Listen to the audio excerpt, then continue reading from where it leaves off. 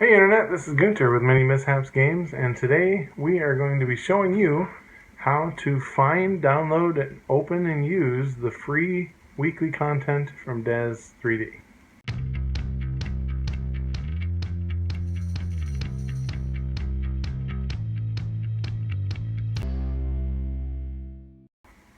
So a little bit of how we got here. I had to close down a dance studio at the beginning of the pandemic, and I'm going to be going to school for graphic arts technology. It's a new path, new chapter, as it were. But I want to use this as a way to also work on channel projects, increase my video quality, and add more of the 3D element, graphic arts elements into the video making. But I've been using Daz3D for some time to make stills, portraits for the NPCs and the NPC codecs, and different action pictures of the characters we create. So I'm halfway familiar now. It's an old version of Daz that I use on an old computer that I'm not proud of. So those things will someday maybe get upgraded.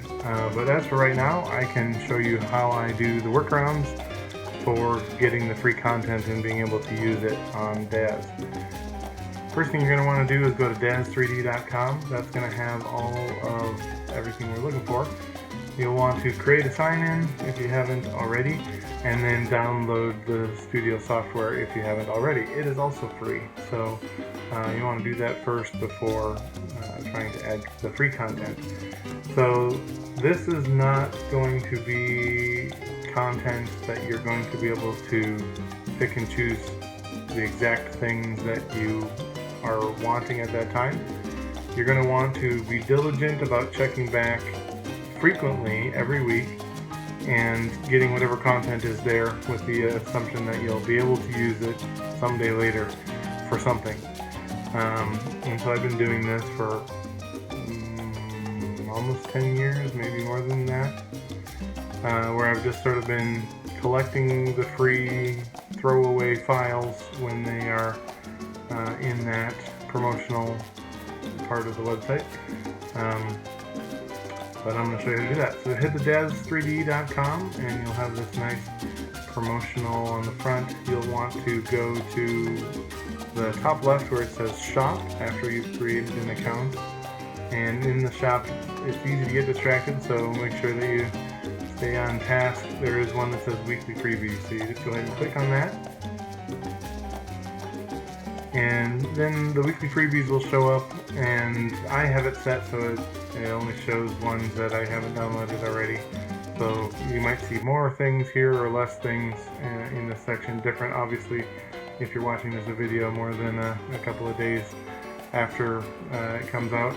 But we are going to take these Just Earrings deco, and we are going to put them in our Daz Studio. So I add it to the cart, and then I go ahead and I hit checkout. Usually as a practice, I'm just showing you for the one item, but usually it's good practice. I just download whatever is in there, and then kind of wade through it later if I'm looking for it. So I check what figure it's for, which is Victoria 4, and the better match you have for the model, the easier it'll be for the content to go onto the model. But if you're just doing pictures, if you're just doing stills, then you can kind of just place the 3D images around each other and take that picture. Now if you're 3D printing, that's going to be a whole other set of actions you would have to take. But for us today, we're just creating the still. So I'm going to go into first the smart content. I'm going to load up the Victoria 4 model because that's what it says it's made for, this set of earrings.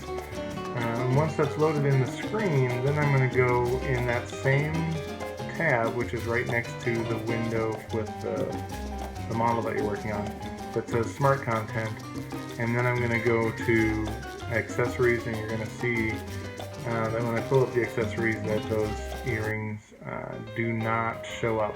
So let me get the camera set here and zoomed in. My computer does take a little while to load, so I apologize on that. There we go. So you can see when we do get the earring that it populates there. But I'm going to go into the smart content first because it's going to list everything that's made for that model. If it's not in there, which it's not, then you're going to want to go under the smart content tab. So here you can see it's not, the earrings are not in the recognized for this model. And then go instead into the content library, and that has everything that you've downloaded through Daz3D in alphabetical order.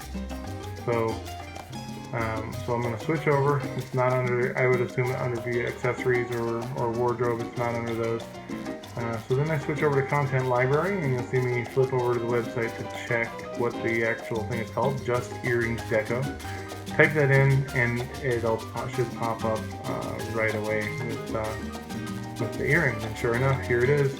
Now you want to pay a little attention to it's going to have everything in the file for that model, including the colorations and the different lightings and anything that the creator of this content put with the earrings. Usually the actual physical thing to put into the 3D render is at the bottom. So here it is right at the bottom, all the different earrings. I'm just going to pick this one out. You can see it just appeared magically right on her ear. And that's it. That's the whole thing. So now that it's in there, if I'm trying to change after the pose or the spacing of the model, you can change the parent of the earring so that it'll stay while it's moving.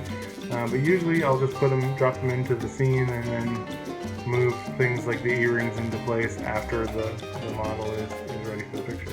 So that has been a little bit of a delve into how we are using Daz3D to create portraits for our Gatherverse NPCs and our player characters. Hope you enjoyed, and if you like this kind of content, make sure to like and subscribe, and you can support the channel on Patreon. We have that set up. We appreciate it very much, and we'll see you guys next time. Thanks, Internet.